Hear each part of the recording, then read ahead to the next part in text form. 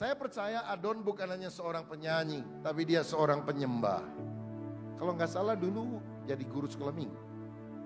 Masih. Wah, luar biasa. Kalau guru sekolah minggu jadi pemuji, pengurapannya lain. Serius.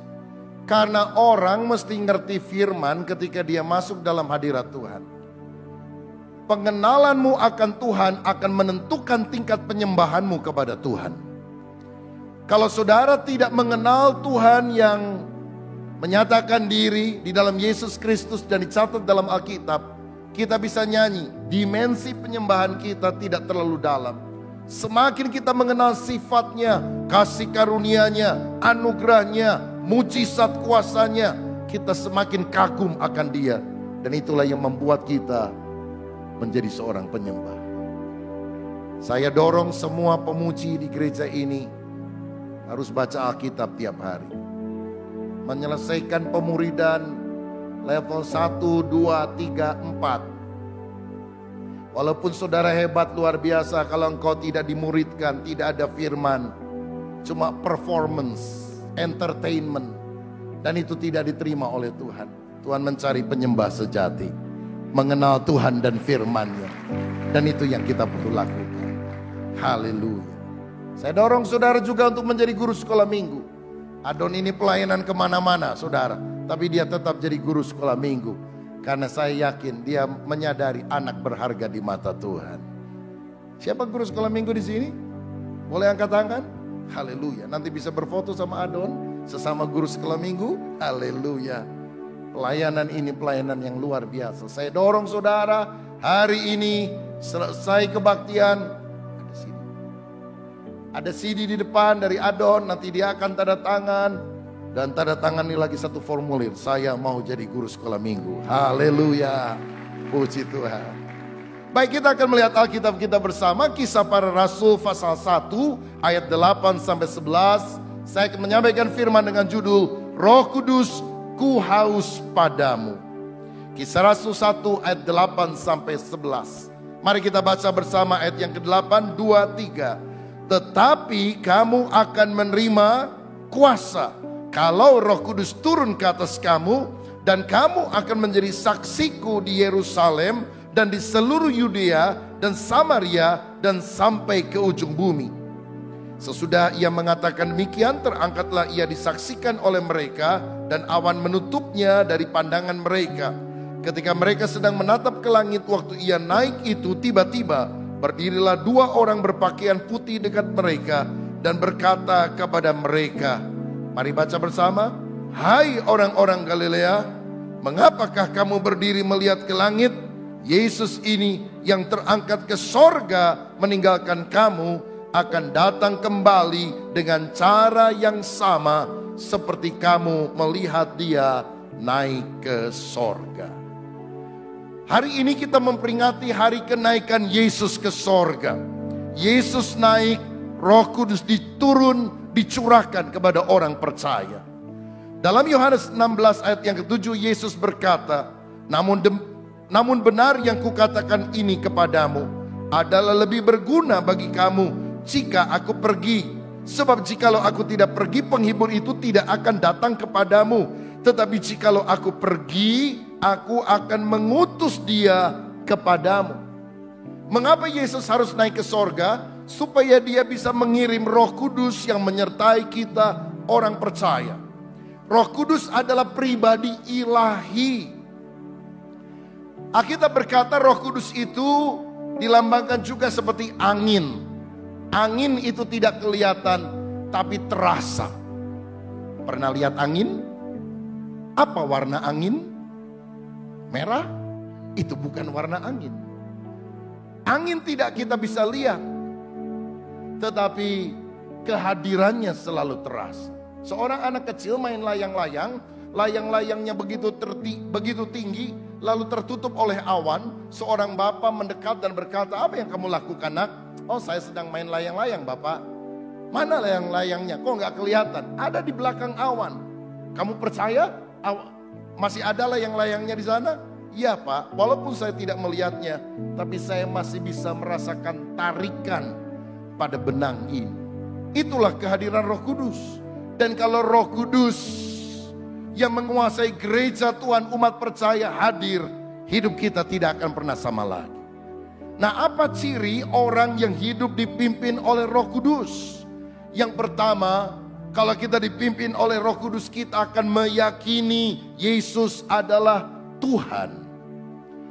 Setelah Roh Kudus dicurahkan pada hari Pentakosta, Petrus berkhotbah kepada ribuan orang dan orang-orang bertobat. Apa inti khotbah Petrus yang dia sampaikan sampai orang bertobat? Kisah Rasul 2 ayat yang ke-36 mencatat itu.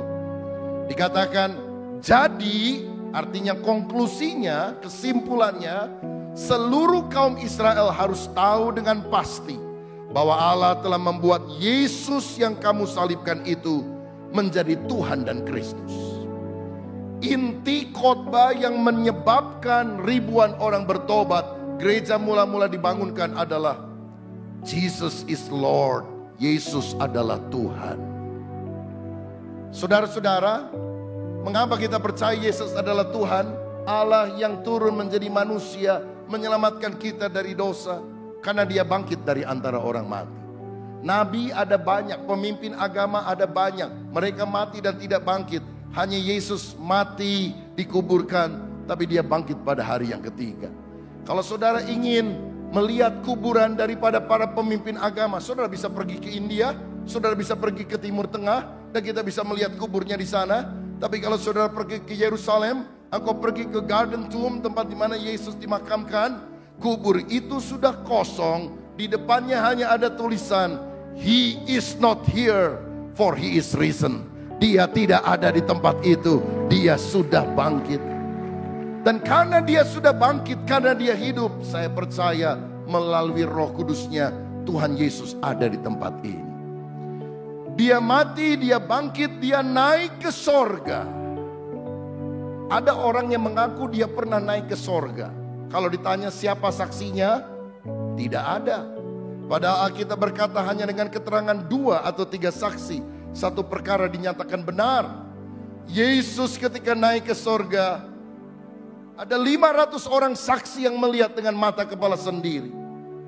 Bukan 2, bukan 3, 500. Saudara-saudara, kenaikan Yesus ke sorga bukan hanya patut diimani walaupun tidak melihat.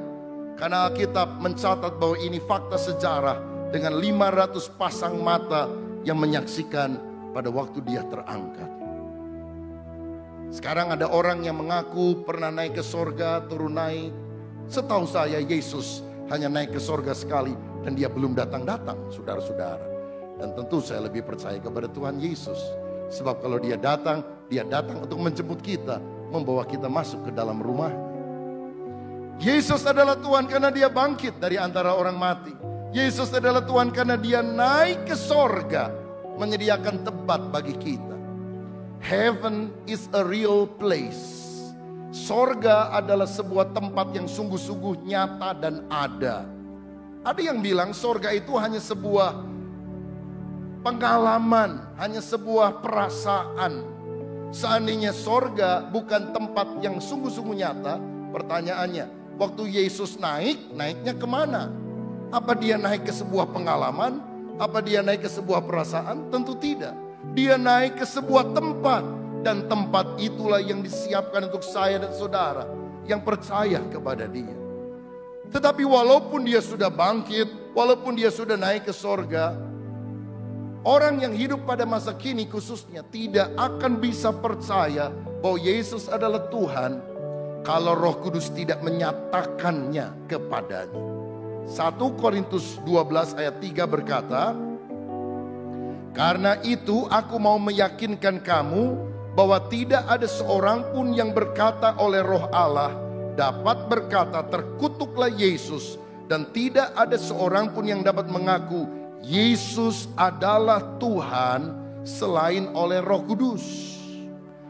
Kalau kita bisa berkata Yesus adalah Tuhan, itu bukan karena kita, tapi karena Roh Kudus yang telah memberikan kesaksian bahwa Yesus benar-benar adalah Tuhan.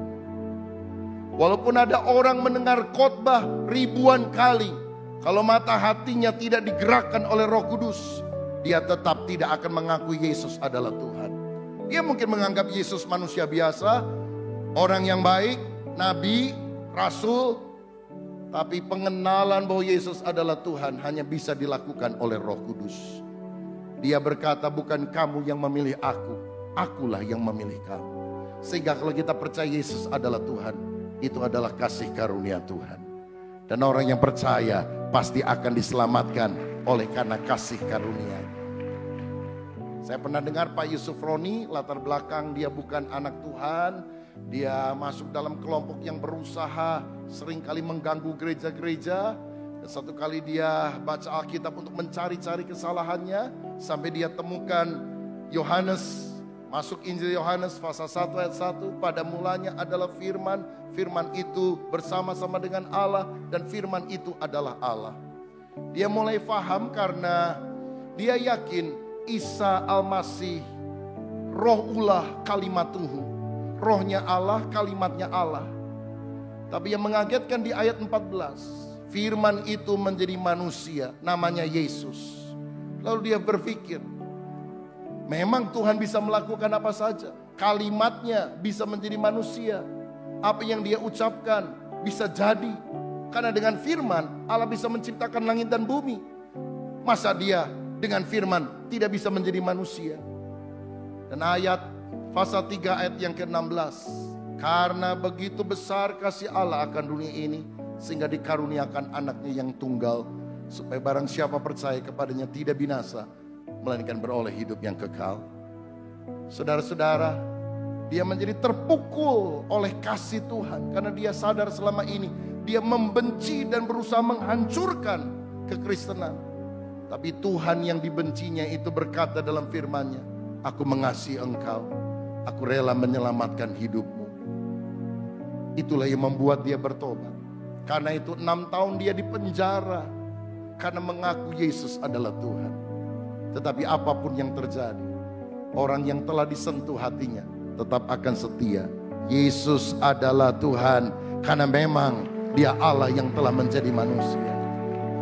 Sesulit apapun tantangan yang kita hadapi hari-hari ini, ingat Immanuel, dia menyertai kita. Dia tidak pernah tinggalkan kita, biar kita setia sampai langkah yang terakhir. 21 orang Mesir, anggota gereja Koptik yang tinggal di Libya waktu itu, ditangkap oleh ISIS, dikenakan jubah berwarna orange, senapan di atas kepala mereka, disuruh menyangka Yesus. Tapi 21 orang ini berkata, I love Yeshua, I love Yeshua, aku cinta Yesus. Dan mereka ditembak mati. Kalau Yesus hanya sebuah kisah dongeng, orang tidak akan mau mati konyol. Kita yakin Yesus adalah Tuhan. Tutup mata di bumi, buka mata di sorga, cuma ciluk bah, karena Tuhan telah memberikan anugerah keselamatan bagi orang percaya. Yang pertama, kalau saudara dipimpin oleh Roh Kudus, kita akan meyakini Yesus adalah Tuhan. Yang kedua, kalau kita dipimpin oleh Roh Kudus, kita akan merindukan hadiratnya. Itu cirinya. Dikatakan di dalam Kisah Rasul 1 ayat 13 dan 14. Setelah mereka melihat Yesus naik ke sorga di Bukit Zaitun, apa yang mereka lakukan? Setelah mereka tiba di kota Yerusalem, naiklah mereka ke ruang atas tempat mereka menumpang. Mereka itu ialah Petrus dan Yohanes, Yakobus dan Andreas, Filipus dan Thomas, Bartolomeus dan Matius, Yakobus bin Alfius dan Simon orang Zelot, dan Yudas bin Yakobus. Mereka semua bertekun dengan sehati dalam doa bersama-sama dengan beberapa perempuan serta Maria ibu Yesus dan dengan saudara-saudara Yesus. Ketika Yesus naik ke sorga, dia memberikan pesan sebelumnya. Tunggu di loteng Yerusalem sampai aku penuhi kamu dengan kuasa dari tempat yang maha tinggi. 120 orang menantikan janji Bapa. Berhari-hari mereka berdoa. Mereka tidak tahu kapan mereka harus mengakhiri. Kalau kita ikut retreat 3 hari 2 malam, 4 hari 3 malam paling lama, pasti ada session-sessionnya. Ada pembicara-pembicara yang diundang. Ada rundown-nya. Supaya kita tahu habis ini acara apa dan sebagainya. Murid-murid berdoa tanpa rundown. Tidak tahu apa yang akan terjadi. Nggak tahu sampai kapan doanya akan berlangsung. Tidak ada pembicara yang secara khusus diundang. Mengalir dalam urapan Roh Kudus. Sampai Tuhan menyatakan kuasanya melalui doa bersama-sama yang mereka panjatkan itu. Saudara-saudara, 500 orang memandang Yesus pada hari kenaikannya. Dan hanya 120 orang yang berdoa mengikuti perintah Yesus. Bahkan di dalam Kisah Rasul 4 ketika mereka ditekan oleh banyak masalah. Mereka akan dibunuh oleh penguasa. Mereka melanjutkan di dalam doa dan dikatakan dalam Kisah 4 ayat 31. Dan ketika mereka sedang berdoa, goyanglah tempat mereka berkumpul itu dan mereka semua penuh dengan Roh Kudus. Lalu mereka memberitakan firman Allah dengan berani. Terhubungnya kita dengan Roh Kudus memberikan kemantapan iman bahwa kita bisa mengatasi semua masalah. Ketika dunia sedang bergelora seperti hari-hari ini, saudaraku, masuklah di dalam hadirat Tuhan. Hanya di dalam hadiratnya kita mendapatkan kekuatan dan ketenangan. Itu yang Tuhan janjikan. Kita harus selalu terhubung dengan Roh Kudus yang akan memberikan kuasa kepada kita. Di tempat ini ada banyak lampu. Tapi lampu ini akan padam kalau tidak terhubung dengan sumber listriknya. Begitu di-on-kan baru lampunya nyala. Saudara tahu bahwa kita juga harus selalu connect dengan Roh Kudus. Sumber kuasa tak terbatas. Sehingga ada power yang mengalir dalam kehidupan kita. Saya ingat satu kali ada sebuah cerita. Ada seorang misionaris yang 2 tahun lebih melayani di pedalaman Afrika. Lalu dia mau ambil cuti 2 minggu ke Amerika. Dan dia sebagai rasa balas budi kepada orang pedalaman Afrika yang selalu mendampingi dia di dalam pelayanan. Dia ajak nih saudara, diajak ke Amerika. Orang Afrika ini ke kota besar aja belum pernah, apalagi ke Amerika. Jadi waktu sampai ke Amerika, dia terkaget-kaget melihat gedung-gedung tinggi, lampu-lampu yang berwarna-warni. Salah satu yang paling membuat dia kagum ketika dia melihat lift. Karena dia perhatikan ini kotak apa ya? Seorang nenek tua 70 tahun masuk. Beberapa saat kemudian ting, terbuka lagi. Seorang gadis 25 tahun keluar. Dia pikir hebat Amerika. Bisa mengubah orang tua 70 menjadi 25 tidak sampai 1 menit. Tapi yang paling membuat dia pingin membawa barang itu pulang ke Afrika adalah keran air. Karena ketika dia sampai di hotel, dia mau cuci muka, dia tinggal buka keran air, air mengalir dengan deras. Dia tutup, airnya mati. Dia bilang, wah di Afrika saya harus jalan minimal 2-3 kilometer untuk dapat air. Ini dengan alat sebesar ini, wah luar biasa. Sakti bener nih alat, lebih hebat dari lift. Lift gak usah dibawa, kegedean. Ini aja yang kecil. Jadi hari terakhir ketika dia mau kembali ke Afrika, dia bobol itu tempat air, saudara-saudara, kerannya dia bawa ke Afrika. Ketika dia sampai ke Afrika, dia kumpulkan orang-orang sekampung. Saya mau kasih hadiah. Hadiahnya pasti bermanfaat untuk kita. Orang-orang teriak, apa hadiahnya? Saya punya satu alat dari Amerika. Kalau saya goyang ke kanan, pasti air mengalir. Gak usah jauh-jauh datang 2-3 kilometer untuk ambil air. Wow, semua orang bersorak-sorai. Dia ambil alat tersebut, keran air, dia masukkan di satu gundukan tanah liat. Dan dia bilang 1, 2, 3. But, dia buka. Airnya keluar. Dia coba-coba sampai jebol tuh keran, saudara, kagak keluar. Kenapa? Air itu tidak terhubung dengan sumbernya. Kalau di Amerika kan ada penampungannya. Dan dia tidak mengerti hal tersebut. Saudara, kita bisa ke gereja, bisa pelayanan, bisa doa, tapi tidak ada kuasa, no power. Ketika kita tidak terhubung dengan Roh Kudus. Hari ini maukah engkau berkata, Roh Kudus, ku haus padamu. Aku merindukan kehadiranmu. Sehingga ada power dari sorga. Tempat gelap menjadi terang. Karena di mana Roh Kudus hadir, disitulah kuasa Allah akan menjamah kehidupan kita. Dan Dia ada setiap kali kita berdoa, memuji dan menyembah Dia. Kalau ada waktu di mana umat percaya dipanggil untuk berdoa, berdoa sungguh untuk bangsa negaranya, waktu itu adalah sekarang. Hari ini, tanggal 25 Mei 2017, sekitar 500 kota di Indonesia berdoa bersama-sama pada hari kenaikan Tuhan Yesus. Doa bukan hanya satu gereja, tapi antar gereja. Karena kita merindukan lawatan Allah bagi bangsa kita. Supaya Pancasila, Undang-Undang Dasar 45, NKRI, Bhinneka Tunggal Ika tetap ada di tengah bangsa ini. Kalau tidak ditangani dengan tepat, tidak mustahil kegoncangan politik ini akan membawa kita ke arah seperti di Suriah dan di Irak, saudara-saudara. Dan tahukah saudara, perjuangan sejati adalah peperangan di alam roh. Kemenangan di alam roh menentukan kemenangan di alam nyata. Orang Amalek pernah perang lawan orang Israel. Yosua memimpin peperangan melawan Amalek. Tapi penentu kemenangan bukan mereka, tapi Musa yang ada di atas bukit, yang ditopang oleh Harun dan Hur berdoa dan menyembah kepada Tuhan. Kemenangan di alam roh akan menentukan kemenangan di alam nyata. Kita bersyukur untuk orang-orang yang punya jiwa nasionalisme, menyalakan lilin di mana-mana, membuat surat-surat, meneriakan supaya intoleransi tidak terjadi di bangsa kita. Tapi dengarkan saya, peperangan rohani hanya bisa dimenangkan ketika orang yang percaya kepada Kristus berdoa. Karena gereja adalah satu-satunya agen kerajaan Allah di muka bumi yang membawa hadirat Allah turun. Datanglah kerajaanmu, jadilah kehendakmu di bumi seperti di sorga. Haleluya.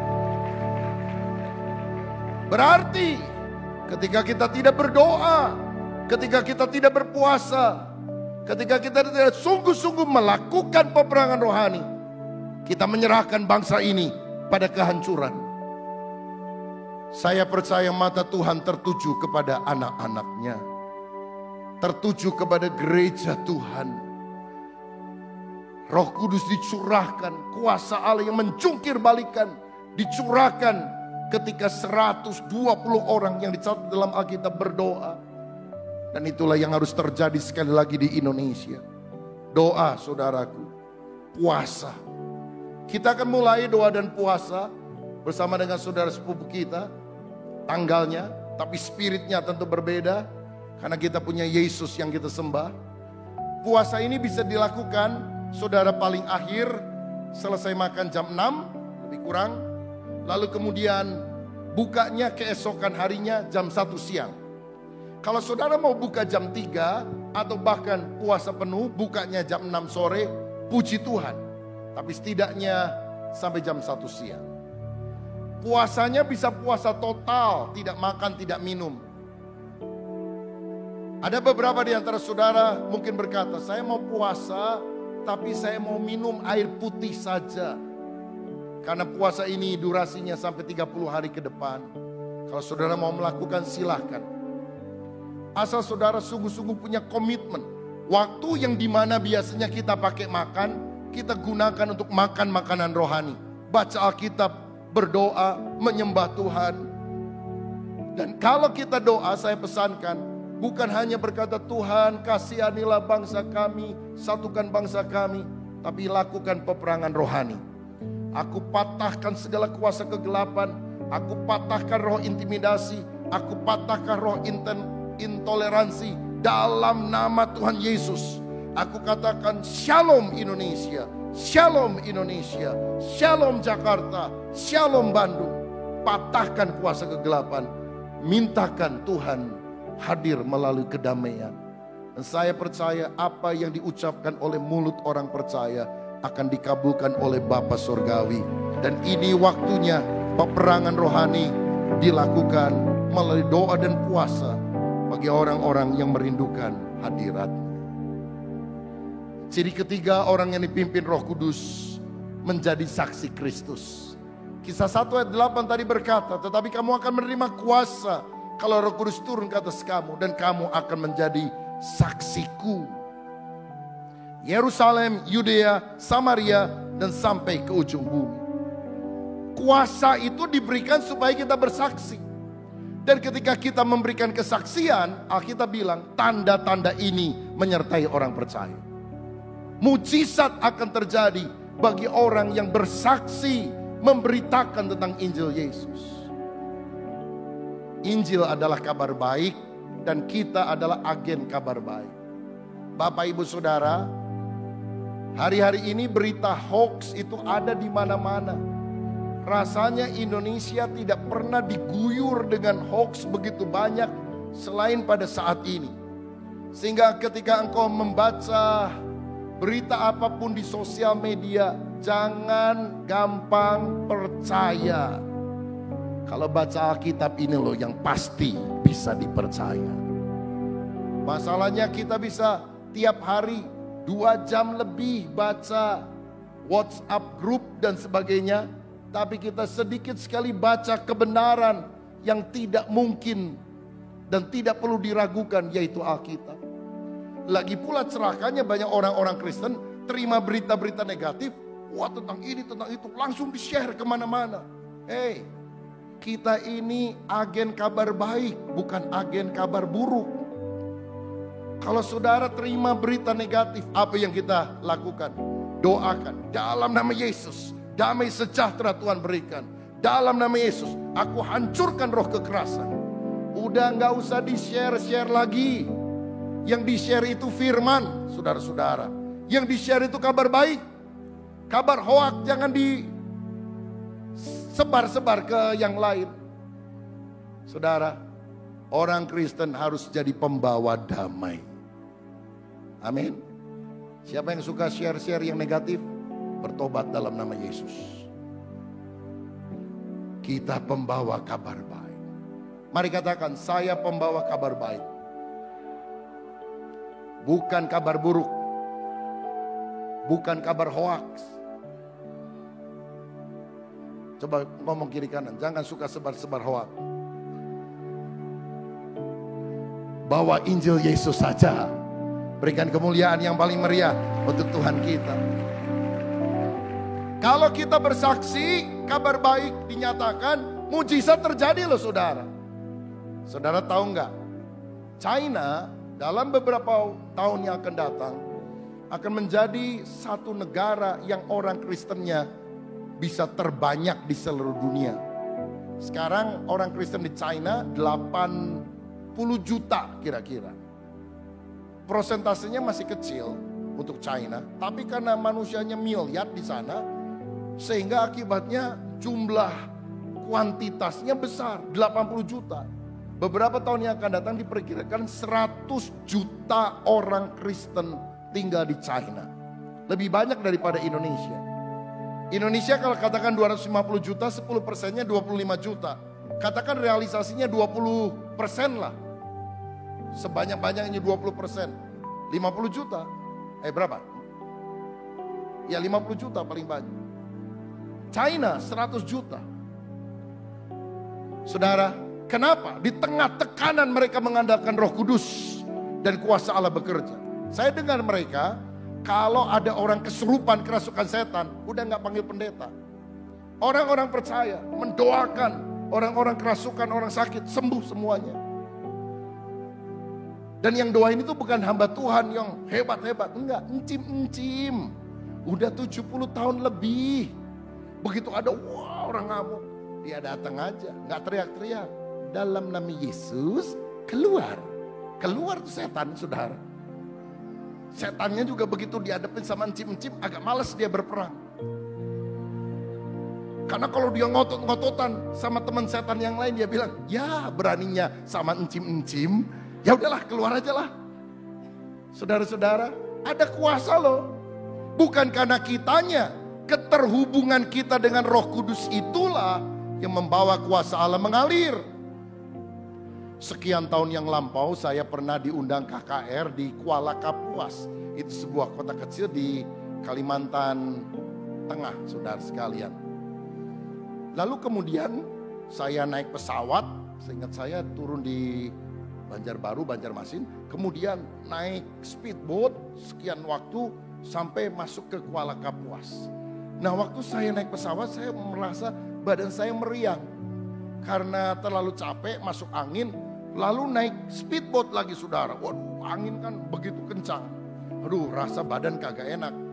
Lalu kemudian pada waktu mau sampai di Kuala Kapuas ada perahu motor lain yang berpapasan. Dia juga ngebut. Dan itu airnya muncrat semua, pure. Masuk ke perahu yang saya tumpangi itu. Basah dari ujung rambut sampai telapak kaki. Baptisan kedua tanpa sengaja di Kalimantan, saudara-saudara. Aduh, udah badan menggigil, kebasahan, gak sempet ganti. Karena tas masih ada di situ. Akhirnya saya turun, ketemu dengan hamba Tuhan yang mengundang untuk saya KKR malam harinya. Dia kasih saya minum, minumnya teh. Begitu saya minum kan saya haus saudara sekalian. Ternyata teh dingin bukan teh hangat. Jadi udah agak gak enak badan minum teh dingin. Aduh, mulai mules. Berikutnya saya baru tahu orang-orang kalau tamu biasanya disodorkan bukan air putih tapi air teh. Karena apa? Kalau pakai air sumur, air yang ada di sana, butek. Karena supaya tidak kelihatan buteknya, dikasih teh, saudara sekalian. Saudara bisa bayangkan, waduh langsung diare.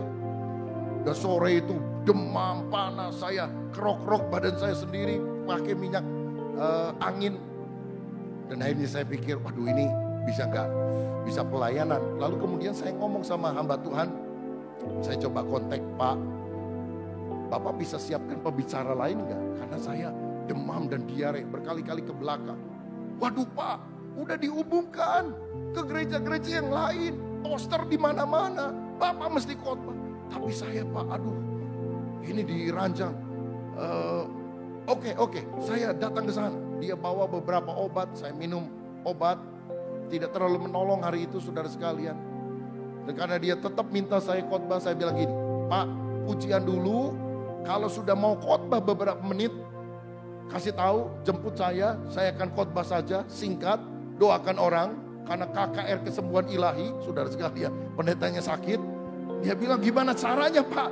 Kita umumkan saudara KKR kesembuhan ilahi akan dilayani oleh hamba Tuhan, tidak jadi karena dianya sakit. Aduh Pak, gimana kita katanya? Ya udahlah saya khotbah, saya doa sebentar, lalu saya langsung balik lagi ke penginapan. Saudara-saudara, dia jemput saya pada saat khotbah, dan kemudian saya mulai khotbah. Dan waktu saya khotbah itu saya rasa badan melayang-layang, antara seperti sadar atau tidak sadar. Aduh, berat sekali. Saya khotbah singkat, saya undang orang-orang yang sakit, mengalami masalah maju ke depan, saya tumpang tangan cepet-cepet, udah gak concern karena apa? Puji Tuhannya sepanjang khotbah ini pergolakan di bawah aman, saudara-saudara. Karena saya sudah berdoa, Tuhan berikan saya ketahanan nasional. Dan Tuhan memberikan jawaban, saudara. Tapi begitu mulai turun mendoakan orang, waduh mulai terjadi pergolakan lagi. Jadi saya cepat-cepat dan orang terakhir langsung saya lari, saudara-saudara. Masuk kendaraan, dibawa lagi ke hotel tempat kita nginep. Waduh saya baringkan diri. Minum beberapa obat yang masih dikasih. Untung besoknya saya lebih fit sehingga masih bisa melayani ibadah KKR pada hari berikut. Tapi itu pengalaman buruk buat saya. KKR kesembuhan ilahi sakit. Istri saya tidak ikut saudara sekalian. Nah beberapa bulan kemudian saya diundang untuk berkhotbah di sebuah gereja di Surabaya. Gereja yang cukup besar. Dan setelah selesai khotbah, saya masuk ke ruangan tamu hamba-hamba Tuhan. Ada jemaat yang minta permisi ketemu. Lalu saya bilang, ya oke, boleh. Ketemu dengan saya, seorang ibu dia bilang, Pak Pendeta terima kasih ya. Bapak masih ingat sama saya? Di mana Bu? Saya tanya. Saya dari Kuala Kapuas. Aduh, pengalaman buruk saya ingat saudara-saudara. Iya kenapa Bu? Pak, saya ini ada benjolan di leher. Saya harus ke Surabaya karena pengobatan di tempat saya kurang memadai. Dan setelah diperiksa beberapa kali dinyatakan harus ada operasi. Tapi waktu Bapak datang ke Kuala Kapuas, khotbah dan berdoa, saya maju ke depan, Bapak tumpangkan tangan. Dan sejak malam itu, benjolan saya makin berkurang, makin kempes. Dan sekarang sudah tidak ada lagi.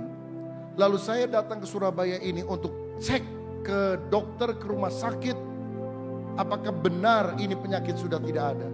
Dicek di laboratorium, diperiksa oleh dokter. Dokter bilang tidak perlu operasi karena penyakitnya sudah sembuh. Di dalam nama Yesus ada kuasa. Waktu saya dengar hal itu, saya bersyukur. Dan saya bilang dalam hati, pasti bukan saya. Pasti bukan saya. Wong pendetanya sakit, jemaatnya sembuh. Pasti Roh Kudus, bukan pendetanya. Bukan kuat, bukan gagah kita. Tapi kalau engkau terhubung dengan Roh Kudus, engkau akan menjadi saksi dimanapun engkau berada. Saudaraku, rindulah kepada Roh Kudus agar engkau menjadi saksi dengan perkataan, dengan perbuatan dalam kehidupan. Dan ketika kita sungguh-sungguh menjadi saksi dalam hidup kita, tanda-tanda ajaib akan menyertai. Yang terakhir, yang keempat, ciri orang yang dipimpin Roh Kudus menantikan kembali kedatangan Kristus.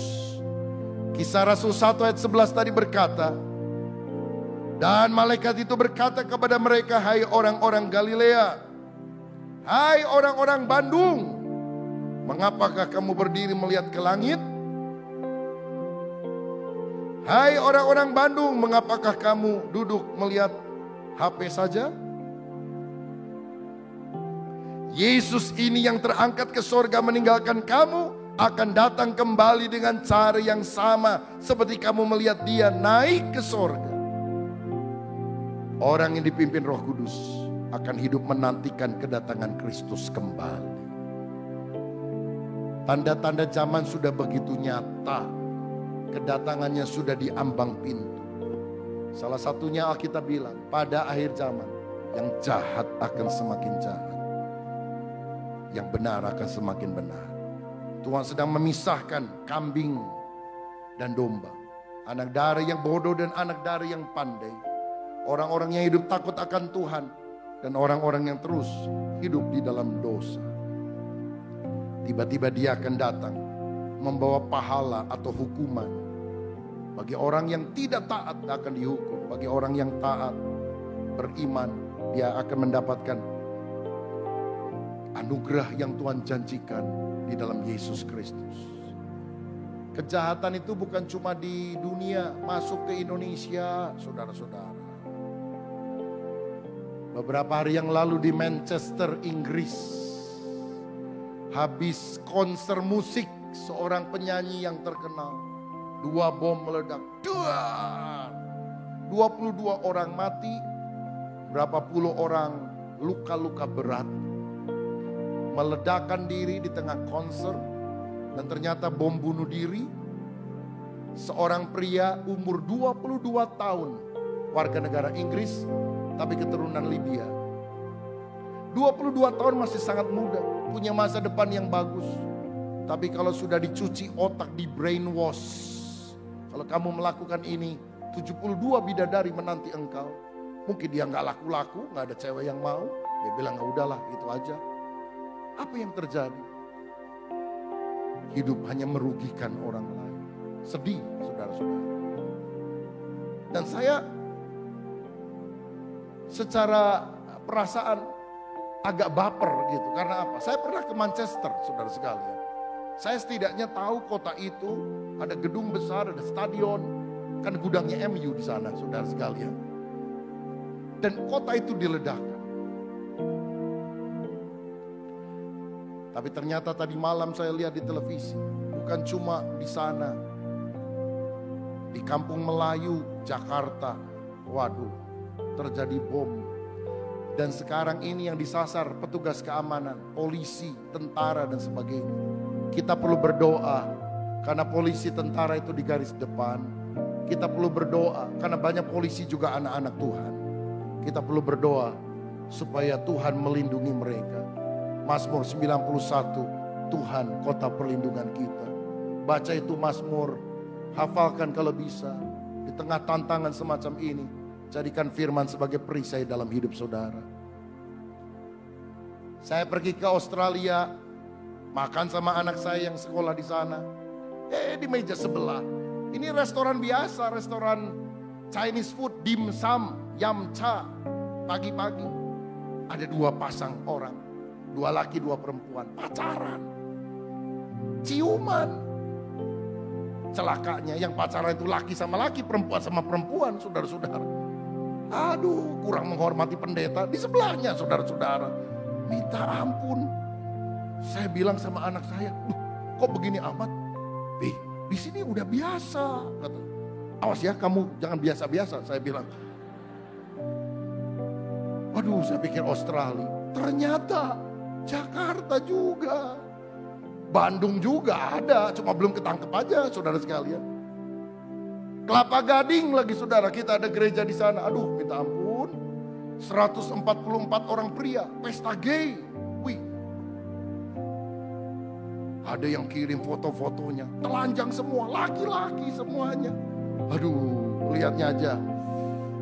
Luar biasa. Ada yang Kristennya enggak? Ada yang udah nikah belum? Kok tahu? Katanya dari 144 itu sekian, 100 lebih itu sudah berkeluarga, menikah. Hati-hati loh saudara, akhir zaman suami istri belum tentu heteroseksual. Bisa juga ACDC, kiri dapat, kanan dapat. Waduh, ini bahaya nih saudara. Lalu katanya ada yang ditanya, Pak, Anda ini kan udah kawin. Punya istri nggak? Punya. Anak ada? Ada 2. Kenapa kamu kok masih begini? Karena istri saya ngancem. Awas ya, jangan main cewek. Bener, dia ikuti teladan perkataan istrinya, saudara-saudara. Kagak main cewek, main cowok. Aduh, gawat. Bisa bayangkan. Alkitab bilang akan terjadi seperti pada zaman Lot. Terjadi lagi pada zaman Nuh, terjadi lagi pada zaman Lot. Orang kawin-kawinan. Lot, apa yang terjadi? LGBT di sana. Saudara, kalau ada di antara saudara yang punya kecenderungan itu, Tuhan tetap mengasihi saudara. Tuhan membenci dosamu. Tapi Tuhan mengasihi engkau. Bertobatlah. Ketika engkau bertobat, ada kebebasan yang Tuhan berikan. Ada gereja anak-anak Tuhan yang akan mendoakan asal engkau bertobat. Dan saya percaya bisa dipulihkan di dalam nama Yesus. Bisa disembuhkan, bisa dilepaskan. Tapi sungguh bertobat, minta Roh Kudus menjamah. Ini yang terjadi, akhir zaman yang jahat semakin jahat. Saudara pernah baca kitab Wahyu? Nanti orang yang gak mau menyangkal Yesus akan dibunuh. Caranya dengan apa? Dipenggal kepalanya. Kalau kita baca ayat ini mungkin 10 tahun yang lalu, aduh agak kuno nih Alkitab. Sekarang kalau orang mati bukan dipenggal kepalanya, ditembak, diracun, dan lain-lain. Tapi dengan munculnya ISIS, kita jadi lihat apa yang ada dalam Alkitab, bahkan secara hurufiah digenapi. Orang yang tidak mau menyangkal Yesus, dipenggal kepalanya. Hari-hari yang gelap itu sudah datang. Tapi bersyukurlah tidak lama lagi Tuhan akan datang untuk kali kedua. Kapan kita tidak tahu. Yesus pernah berkata di dalam Alkitab tentang hari kedatangan anak manusia, nggak ada yang tahu. Malaikat tidak tahu, anak manusia tidak tahu, pendeta tidak boleh sok tahu. Hanya Bapa saja yang tahu. Karena setiap tahun akan ada orang-orang melalui sosial media berkata, Yesus akan datang tanggal sekian, tanggal sekian. Ada yang bilang 10 November, tahun berikutnya 10 Oktober, tahun ini katanya 10 September. Rubah-rubah terus. Kita ikuti firman saja, gak ada yang tahu. Dan gak usah cari-cari harinya, yang penting kita siap sedia. Karena Tuhan tidak pernah suruh kita jadi tim perencana kedatangan Tuhan. Kapan saudara diangkat? Kita adalah tim penyambutan kedatangan Tuhan. Kapanpun dia datang. biar aku ditemukan siap sedia, hidup berkenan kepada Tuhan. Apa yang bisa membuat kita mengalami 4 hal tadi? Meyakini Yesus Tuhan, merindukan hadiratnya, menjadi saksi Kristus, menantikan kedatangan Kristus kembali, dengan hidup kudus, Roh Kudus. Karena itu rindukanlah Roh Kudus. Yohanes 7 ayat 37 dan 39 berkata, dan pada hari terakhir, yaitu pada puncak perayaan itu, Yesus berdiri dan berseru, barang siapa haus, baiklah ia datang kepadaku dan minum. Barang siapa percaya kepadaku seperti yang dikatakan kitab suci, dari dalam hatinya akan mengalir aliran-aliran air hidup. Yang dimaksudkannya ialah roh yang akan diterima oleh mereka yang percaya kepadanya. Kisah 1 ayat 5. Sebab Yohanes membaptis dengan air, tetapi tidak lama lagi kamu akan dibaptis oleh Roh Kudus. Dan janji ini digenapi dalam Kisah Rasul 2 ayat 4 di hari Pentakosta. Maka penuhlah mereka dengan Roh Kudus. Lalu mereka mulai berkata-kata dengan bahasa-bahasa lain, seperti yang diberikan oleh Roh itu kepada mereka untuk mengatakan. Maukah saudara rindu Roh Kudus memenuhkan kehidupan kita? Memberikan kita keyakinan Yesus adalah Tuhan. Memberikan kita kuasa untuk menjadi saksi. Membuat kita menjadi orang-orang yang hidup berkenan kepada Tuhan menjelang kedatangannya yang kedua. Maukah engkau berkata, Roh Kudus, aku haus hadirat, aku haus lawatan. Ketika 120 orang murid berdoa, Roh Kudus tampak seperti lidah-lidah api. Mereka diberi bahasa baru. Seringkali mulut kita penuh dengan bahasa kotor, omelan, persungutan, diganti dengan bahasa baru, memuliakan perbuatan Allah yang besar. Dan ini juga adalah karunia, supaya kita bisa berkata-kata di dalam bahasa roh, berkomunikasi dengan Tuhan di dalam doa kita. Maukah saudara hari ini dipenuhkan dengan Roh Kudus? Maukah saudara meminta, aku juga ingin mendapatkan karunia bahasa, aku juga ingin mendapatkan karunia-karunia yang lain, karunia nubuat, karunia kesembuhan, karunia iman, karunia apapun sesuai dengan kedaulatanmu. Aku mau dipakai oleh Tuhan menjadi alat kemuliaan. Maukah saudara dipenuhkan dengan Roh Kudus? Saya akhiri dengan ini. Sekian tahun lalu ada seorang penginjil dari Amerika namanya Tommy Hicks. Dalam doa dia melihat sebuah vision. Ada seorang raksasa yang besar sekali sedang tertidur. Tiba-tiba ada air mulai menetes. Menetes pada kepala, menetes pada tangan, menetes pada kaki. Air itu makin lama makin besar. Dan akhirnya menjadi hujan. Lalu raksasa yang tidur itu bangkit. Sebuah raksasa yang sangat kuat. Dan Tuhan berkata, itulah gerejaku, umatku yang selama ini tertidur. Tapi ketika Roh Kudus dicurahkan, mereka akan bangkit. Memerangi kuasa-kuasa kegelapan di atas muka bumi. Dan mereka akan mengalami kemenangan. Karena Roh Kudus yang memberikan kemenangan itu. Siapa di antara kita yang rohaninya tidur? Maukah engkau berkata, Roh Kudus, aku haus padamu. Siramilah aku dengan aliran air surgawi, supaya aku hidup bagi Tuhan. Kalau engkau berdoa, hari ini Roh Kudus akan memenuhkan kita dengan kuasa kehadirannya. Tuhan Yesus memberkati kita semua. Mari kita berdiri.